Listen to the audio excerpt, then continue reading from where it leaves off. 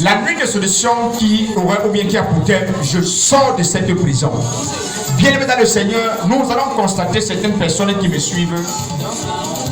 Nous vivons certaines situations qui ne sont pas les situations normales. Parce que le problème que tu as, c'est un problème de prison. Bien-aimés dans le Seigneur, la prison ici n'est pas un problème physique, mais c'est un problème spirituel. Quand nous entrons dans la Bible, le livre d'Actes des Apôtres, maman tu vas lire, Actes des Apôtres 16, versets 25 à 26, que notre soeur va lire tout à l'heure. Acte 16, versets 25 à 26. Bien aimé, écoute ce que la Bible dit. Vers le lieu de la nuit. La Bible explique quelque chose. Vers le quoi? Le lieu de la nuit. Vers le lieu de la nuit.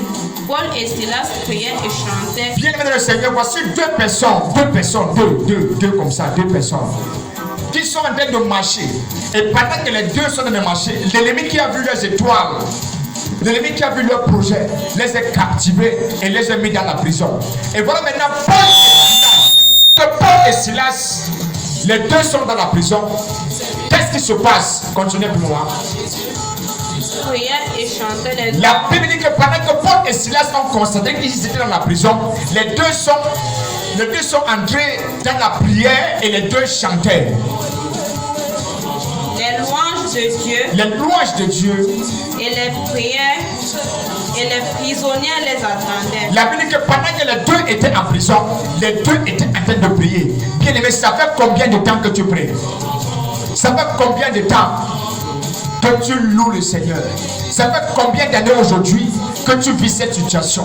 Ça fait combien d'années aujourd'hui où tu cherches le mariage, tu cherches le travail, tu cherches ce qui peut être bien pour toi, mais tu ne parviens pas à trouver? Bien aimé, la nuit de solution, le 26 de ce mois, le Seigneur essuiera tes larmes. La seule chose que tu dois faire, c'est de faire comme Paul et Silas. Déplace-toi, tu viens. Maman, continue un peu. Tout à coup, il se mit un grand tremblement de terre. Ça veut dire que le Seigneur dit quelque chose. Et pendant que le Seigneur dit quelque chose, Paul et Silas, les deux étaient en train de faire quoi? Les deux étaient où? Les deux étaient en prison. Les deux étaient en prison. Et pendant que les deux étaient en prison, qu'est-ce qui s'est passé? Les deux chantaient et priaient. Regarde ce qui va se passer. Ce programme, c'est un programme ultra prophétique. Le 26, maman dit c'est bien. Parce que le 26, non seulement nous avons une grande de prière, et nous avons aussi la soirée d'adoration et de louange. Yes. Donc c'est un jour spécial où le Seigneur doit te faire du bien. Amen. Continue un peu, maman.